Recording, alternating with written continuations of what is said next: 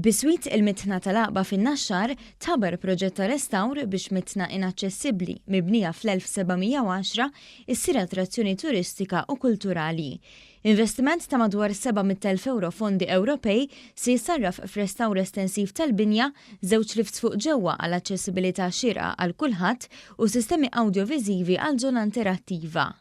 Il-ħsibu li l-mitna tar-riħ imdawra fin-nofs b'Garigor u solar intermedjarju magħmula mill-injam tiġi restawrata għall-istat oriġinali tagħha.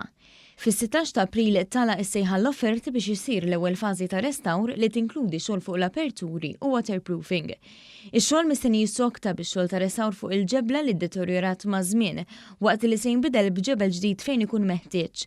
Apparti dan, ix-xogħlijiet jinkludu wkoll il-bini mill-ġdid tal-apparat tal-mitna fil-quċċata tal-binja. Is-Segretarju Parlamentari Aron Farrugia qal li fondi Ewropej fi proġett bħal dan jindirizzaw żewġ setturi importanti, is-siti storiċi f'pajjiżna u s-settur tat-turiżmu, dan fl-istess waqt li qed jagħtu ħajja ġdida lil-wirt storiku f'lokalitajiet diversi. Iktar turisti jibdew joħorġu mill-Belt Valletta postijiet tradizzjonali magħhom u jibdew jinkludu wkoll fl-itinerarju tagħhom postijiet bħal ma' Naxxar. U allura dan huwa l-mod u l-pjan tagħna ta' kif it-turiżmu inkomplu nżiduh, imma wkoll naraw li t-turist jinkludi bliet u rħula oħra li fil-passat ma kienx inkludi fil-triq tiegħu.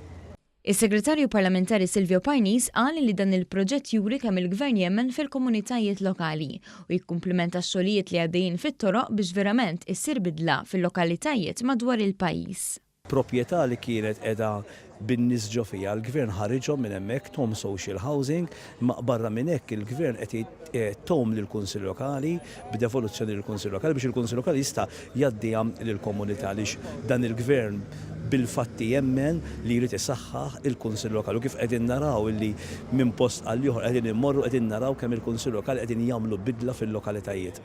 Il-pjanu li x-xogħol jibda f'Lulju li ġej u jieħu 30 ġimgħa biex jitlesta biex il-proġett lest ikun inawgurat is-sena d-dieħla meta jibda jilqa' l-ewwel viżitaturi.